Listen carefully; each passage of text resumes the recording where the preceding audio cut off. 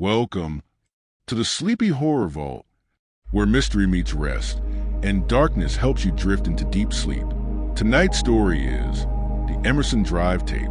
In early 2000s Alabama, a woman discovers a strange VHS tape buried beneath a condemned house.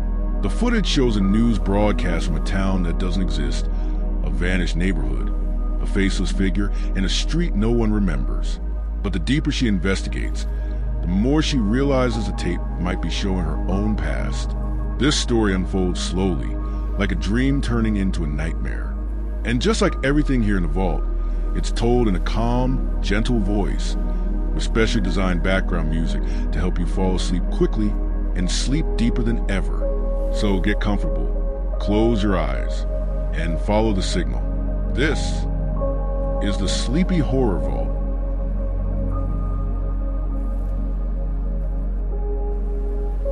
Chapter 1. The Box. The house on Wilmer Street had that look, like it had been abandoned mid-breath.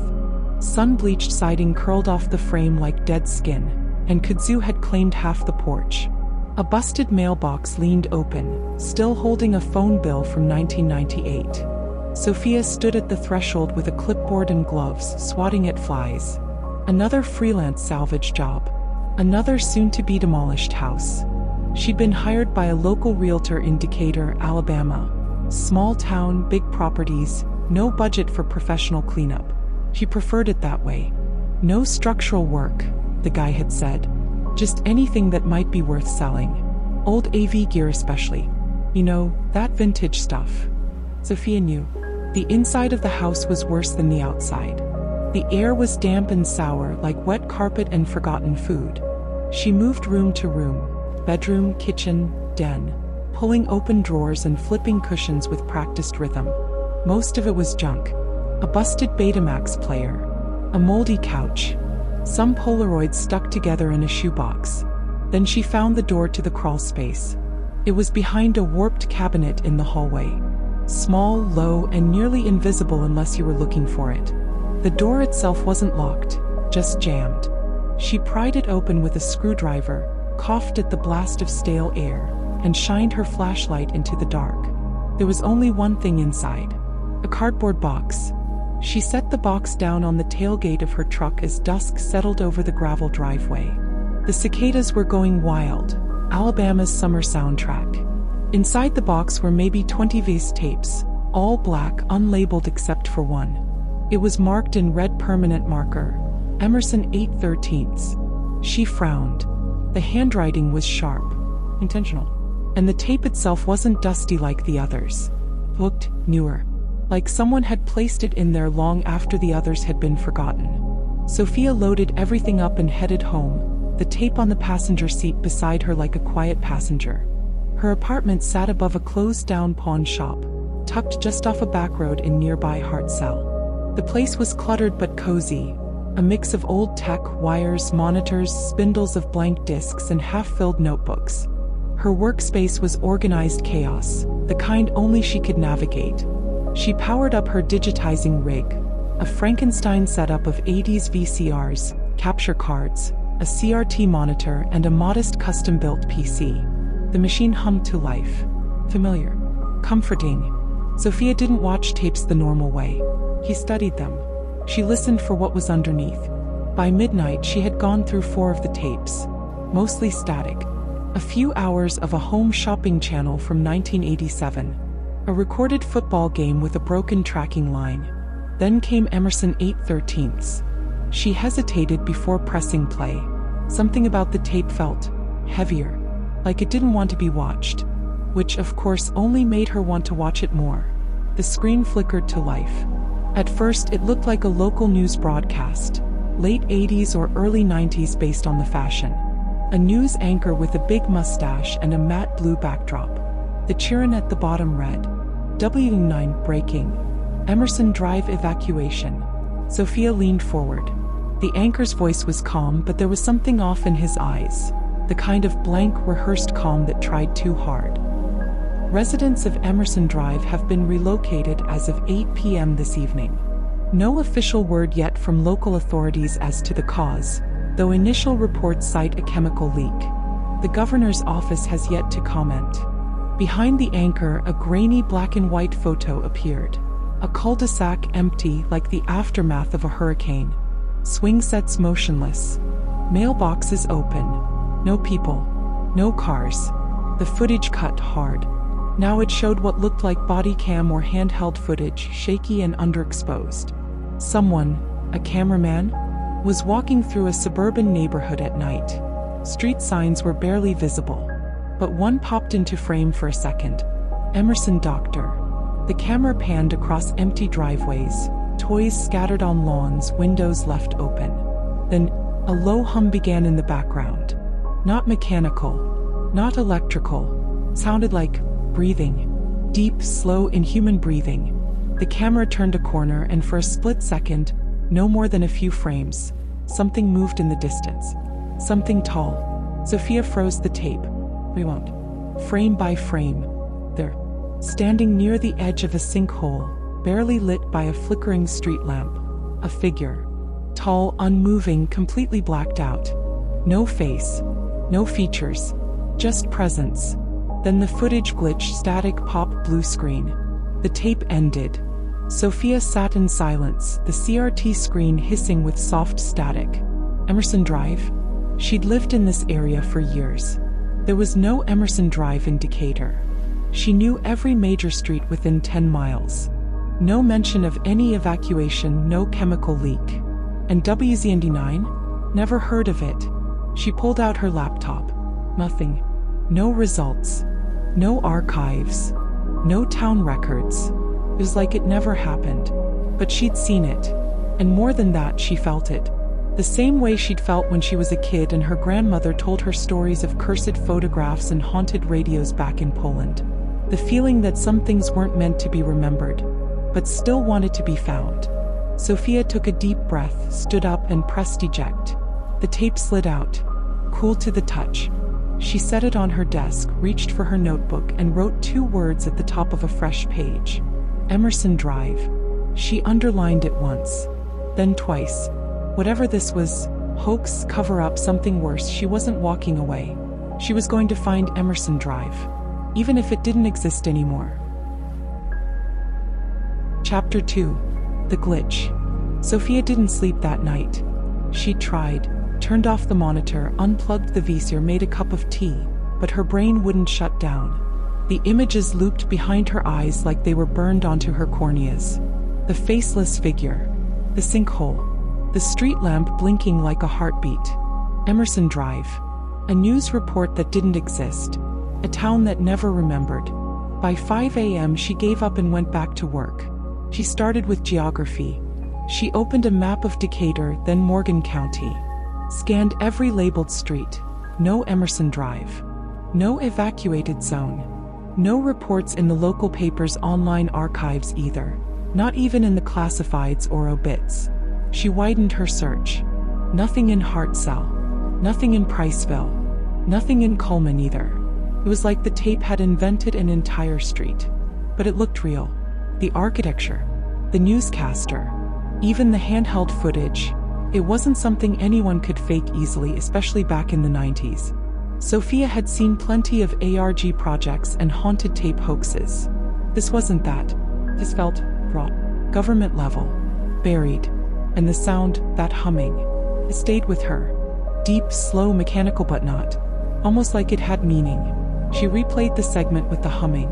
Slowed it down. Filtered out the static. Then she heard something beneath it. A voice. Just a few syllables. Not in English. Polish. She leaned closer to the waveform. Repeated the clip 5 times. Each time it whispered the same word. Zostin. Stay. That afternoon she drove to the Morgan County Records office. An old 2-story brick building near downtown. She gave the clerk her best. "I'm doing research for a college thesis." Smile and asked if there were any plat maps or street zoning records from the early 1990s. "Sure," the woman said. "Basement files. But nothing digital for those years." Perfect. Sofia spent 3 hours in the archives, leafing through brittle yellowed documents, street plans, zoning requests. Her hands smelled like mold and ink by the end of it. She found a street called Emerson Drive on a 1991 zoning proposal. Right there, top left corner, near the Flint Creek Reservoir. But in the approved 1992 zoning map, gone. No street. No redrawing. Just nothing. As if it had been unmade. Back home, she pulled the Emerson tape again. This time she digitized it in full, frame by frame, clean rip, time-stamped. She ran the footage through every tool she had. Frame analysis, luminance filters, even motion interpolation. There was one moment, barely a blip, at the 6:48 mark. 2 frames where the camera seemed to catch something in a window. A reflection? No, a face. For a single instant, a normal person standing inside one of the homes. A man, early 40s, wearing a sheriff's badge, reaching toward the blinds. Then he vanished. She ran it again. This time on frame 2 something was wrong. The timestamp at the bottom of the screen, which had read 8:12 and 36 seconds p.m., now said 8:12 and 36 seconds a.m. And in the corner a new overlay appeared. The emergency feed / do not broadcast. Sofia stared at the screen, pulse rising. She hadn't noticed that text before. She'd watched the tape 5 times. It wasn't there. How the hell did it change? She stood, backed away from the monitor, hands shaking slightly. Then her apartment lights flickered. Just once. Then again. Her CRT monitor shut off with a loud pop. The computer froze. Her phone, which was charging nearby, vibrated once, then displayed no service. He reached for it. The screen glitched. Then a phone number appeared. Just 10 digits. 25655588719. No incoming call. Just the number. She blinked. The monitor turned back on. The tape started playing again on its own. Sofia stared at the screen. The scene was the same, but the ambient noise had changed. It was louder now. The hum more distorted. And this time the figure in the distance. It was closer. She slammed the power button. The screen went dark. She sat on the floor for a long time, breathing, trying not to panic, trying to make sense of what had just happened. Her hands moved without her thinking, grabbed a pencil, flipped open her notebook and began sketching the figure. The long limbs. No eyes, no face. Just that silhouette near the sinkhole. Then next to it she wrote down the number that had appeared on her phone. 25655588719. Area code 256 was local. North Alabama. She picked up the landline from her desk. Old rotary thing she used when she wanted to not be tracked. She dialed. Ring. Ring. A voice answered. But filtered. Not male or female. You're not supposed to see it. Static. Stay off the road. Dial tone. Sofia stared at the receiver. Then slowly she smiled. He was right. This wasn't a fake. This was buried. And now it was waking up. Chapter 3. The Man in the Window. Sofia didn't tell anyone about the phone call. Not that she had many people to tell. Her world had always been small, by design. She kept her circle tight, mostly online friends from old forums, tape trading groups, analog archivists. She'd been in Alabama long enough to understand how to blend in, how not to draw attention. But this couldn't be ignored. That voice on the phone, the glitch in the footage, the street that disappeared from every map except one. And now the man in the tape, the sheriff, who might be the only real link she had. He had to find him. She took a screenshot of the frame where the man appeared, grainy, but the badge was visible. She cleaned it up in Photoshop as best she could, enhanced the contrast, adjusted the color channels. The patch read, Morgan County Sheriff's Office. That gave her somewhere to start. By noon, she was parked outside the sheriff's substation on the edge of Decatur. A squat brick building surrounded by patrol cars and a busted vending machine. She walked in wearing her quietest smile, the kind that made her look harmless. The receptionist didn't look up. Need help with something? The woman mumbled, flipping through a clipboard. Yes, Sofia said. I'm trying to identify someone. Thought maybe you could help. She slid the printed frame across the desk. The woman glanced at it. Her brow furrowed. Where'd you get this? Old vis, Sofia said. I digitize vintage media. Found this in a crawl space. Thought it might be some old training tape or something. Looks like it was never aired. The receptionist leaned closer. That looks like Sheriff Danvers. Is he still around? The woman frowned. Retired. Years ago. He had a stroke in 2005. Don't think he talks much now. Sofia's stomach tightened. Do you know where he lives? The receptionist hesitated. Why? I think he might be in danger. It was half a lie, but it worked. She scribbled the address on the back of a sticky note and handed it over without another word. Danvers lived in a weathered farmhouse outside of Trinity, off a cracked two-lane road surrounded by tall pines. Sofia pulled into the gravel drive slowly, eyeing the faded sign on the gate. No trespassing. No questions. No salesman. She knocked twice. No answer. The third knock came from behind her.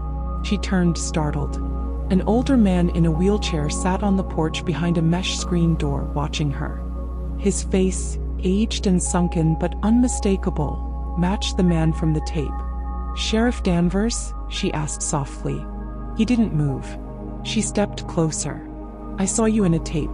Emerson Drive. August 13th. Do you remember? For a second she thought he didn't understand. Then his head twitched slightly, just once. He lifted a shaking hand and pointed to the side of the porch. Sofia walked over.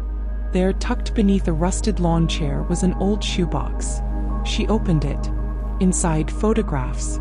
Dozens of them. All taken at night. All of the same neighborhood. The street sign in several read, Emerson Drive. Children playing. Birthday party. Fireworks. And then, empty houses. Yellow tape. Hazmat suits. And finally the last photo. A crater. A perfectly circular sinkhole eating an entire backyard. She looked back at Danvers. Why don't people remember it? His voice came like gravel dragged across cement. They're not allowed to. Her chest tightened. Who?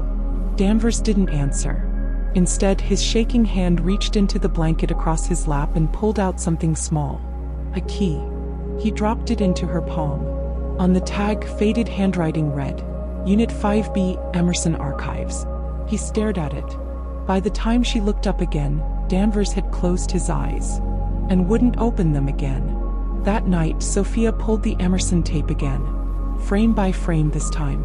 At 2:43 a.m. she froze. In the top left corner of one frame, visible only when brightness was maxed, a reflection in a car window. Her face. Her own face. Watching. She didn't remember filming anything, but there she was. Same hoodie, same hair, same apartment window, looking directly into the camera. She dropped the controller, backed away from the monitor. The air in the room felt different now, heavier, like the pressure had changed. She sat down at her desk and opened the shoebox again, sifted through the photos. There was a time stamp on the back of one. August 12, 1994, 7:58 p.m. He checked the calendar.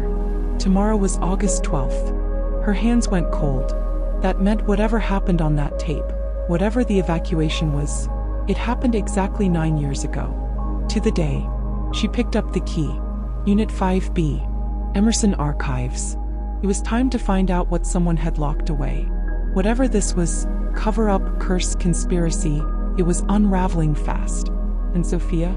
She was already too deep to stop now. Chapter 4. Unit 5B. The storage facility looked like every other one in northern Alabama. Faded signs, keypad gates, and rows of rust-colored doors stretching like a graveyard for forgotten lives.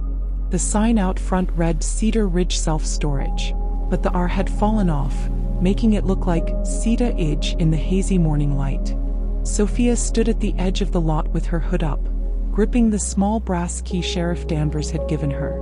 Unit 5B. She hadn't slept.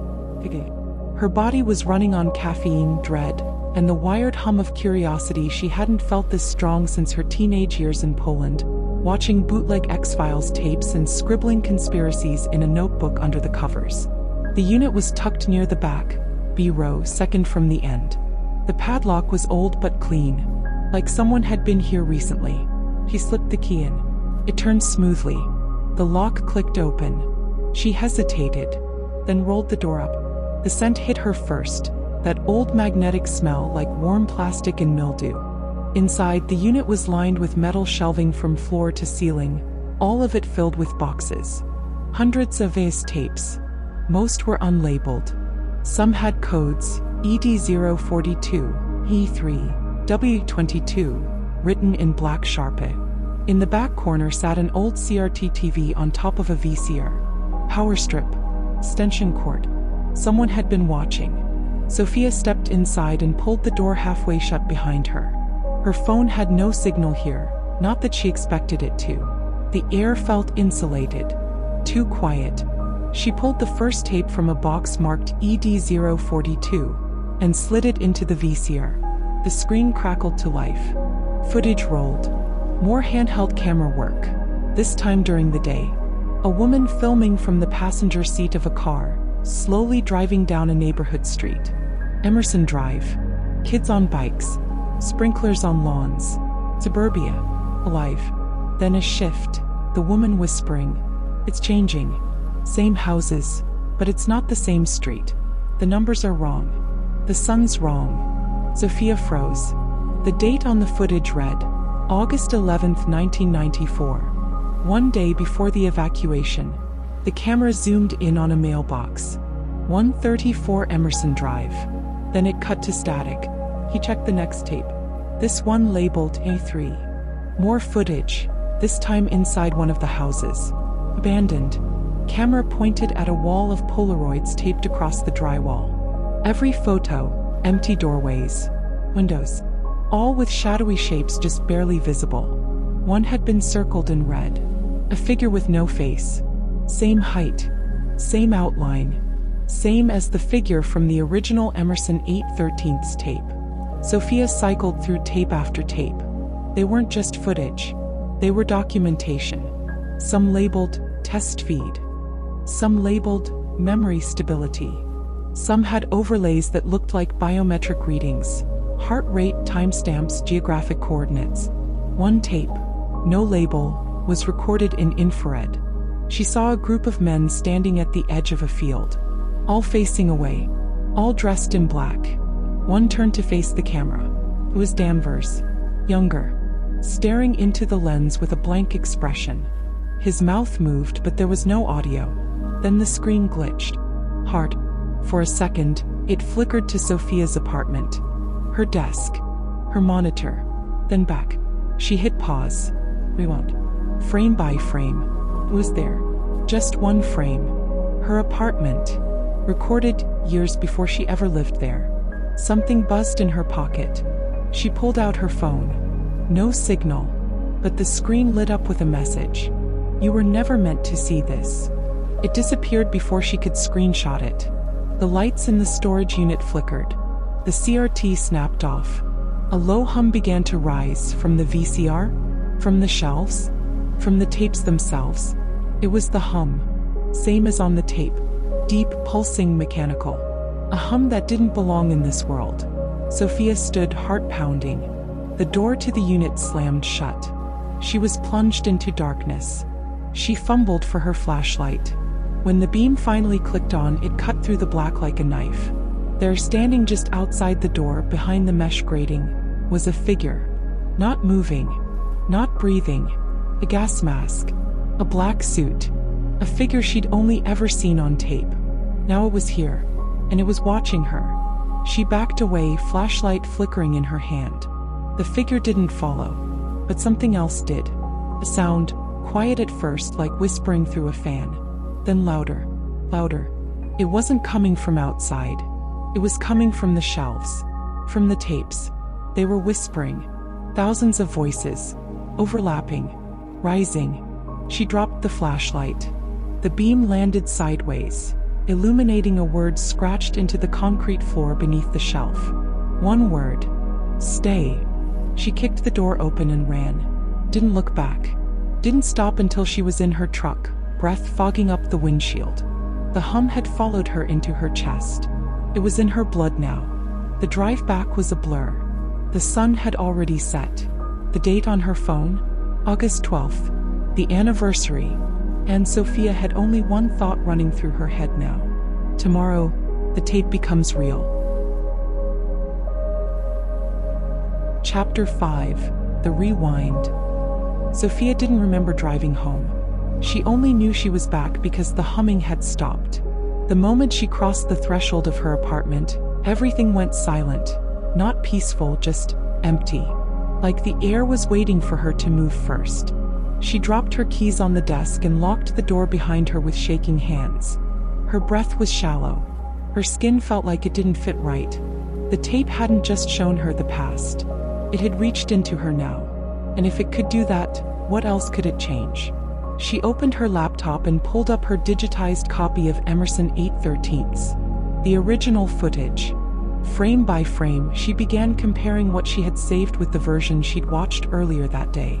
There were differences, tiny ones. The timing was off. The shadows in the trees moved differently. A lawn chair was in one spot, then in her older file it wasn't. The same tape, different details. Reality wasn't breaking. It was editing itself. She checked the metadata. Creation date, 2003. Modified, today. She hadn't touched it, but something or someone had. She clicked to the very end of the file. Black screen, but now there was audio. Soft at first, then louder. A voice. Sofia.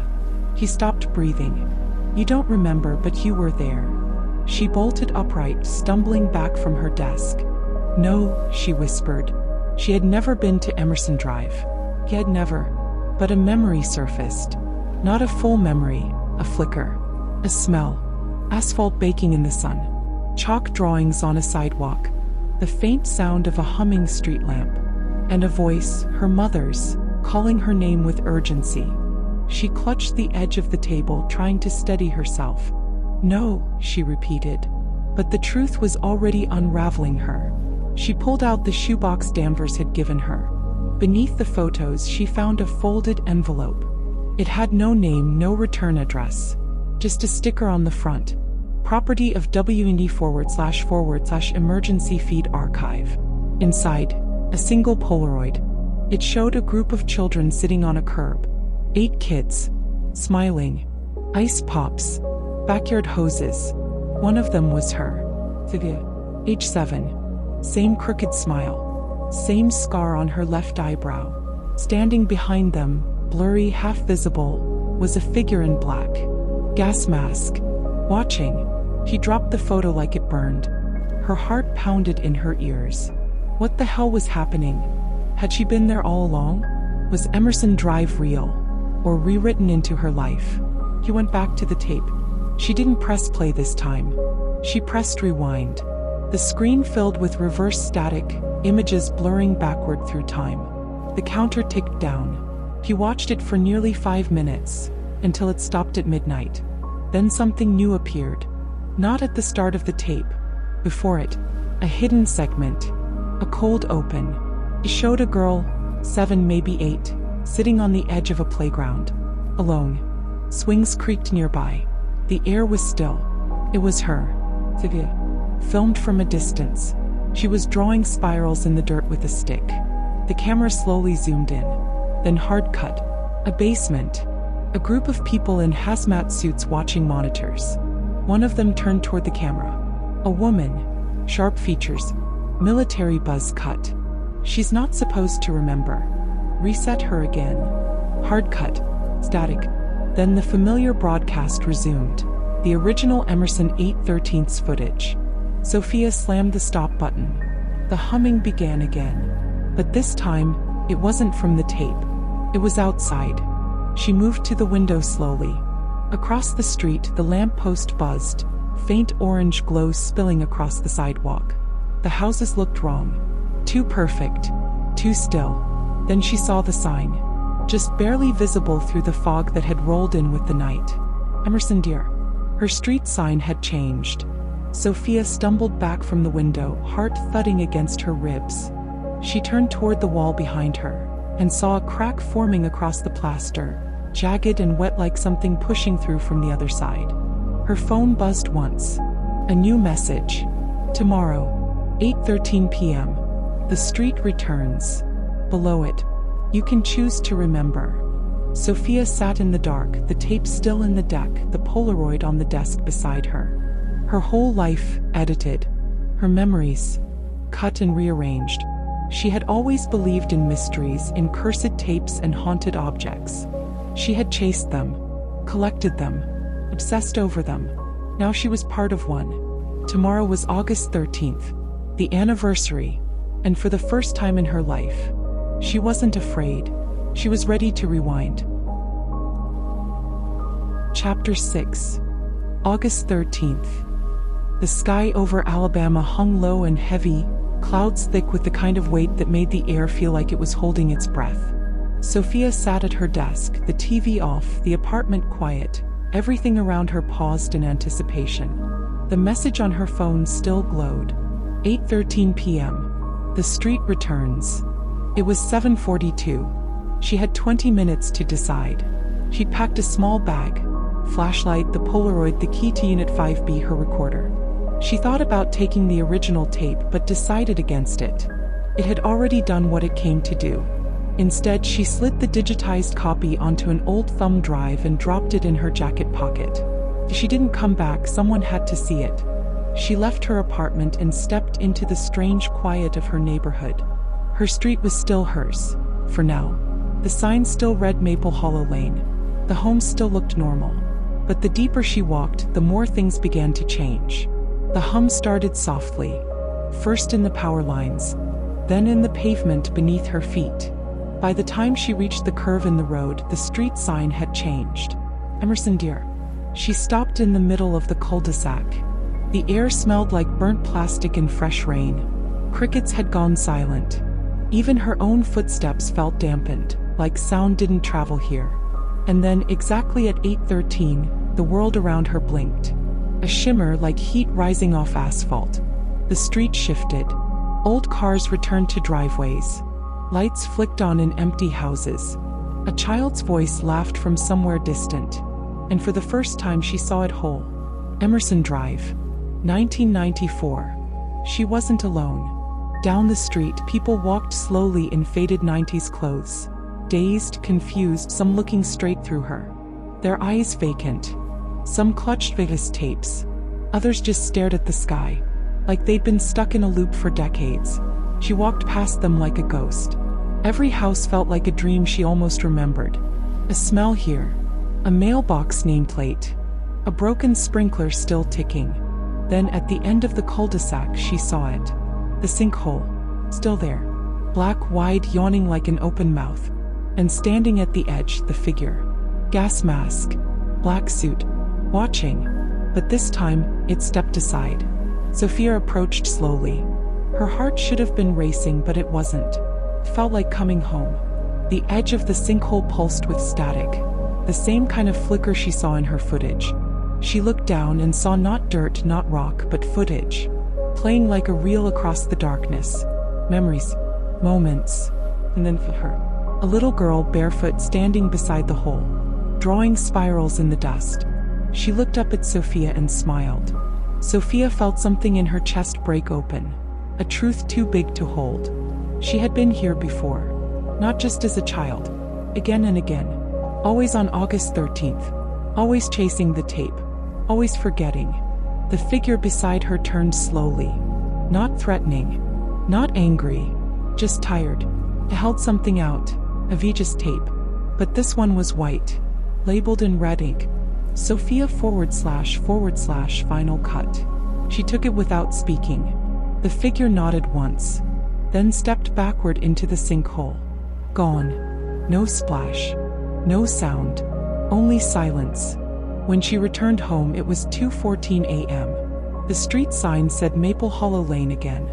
Her neighbor's porch lights were on. The humming had stopped. But the tape in her hand was real. Still warm. Still waiting. She placed it into the deck, pressed play, and sat back. The screen stayed black for a long time. Then her voice. If you're watching this, you've already been here. The footage flickered through her life. The crawl space, the phone number, Danvers, the tapes. They tried to erase the truth by making it a loop. But memory is magnetic. Then static. Then silence. Then one final frame. A still shot of her, smiling at the camera, standing in front of a street sign. Emerson, dear. Sofia didn't sleep that night. But she didn't need to. For the first time in her life, she remembered everything.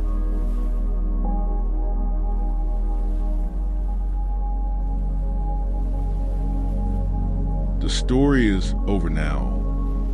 And by now, I imagine you're already asleep, drifting somewhere quiet, somewhere familiar, maybe even a street you almost remember. But if you're still awake, that's okay too. Just breathe slowly. Let the weight of the day fade away. The music you're hearing is designed to help you fall asleep faster and sink deeper into rest. Even if strange dreams follow, there are no more tapes tonight, no more humming, just your body relaxing and your mind slipping softly into sleep. Thank you for spending your night with us, here in the Sleepy Horror Vault. Until next time, sweet dreams.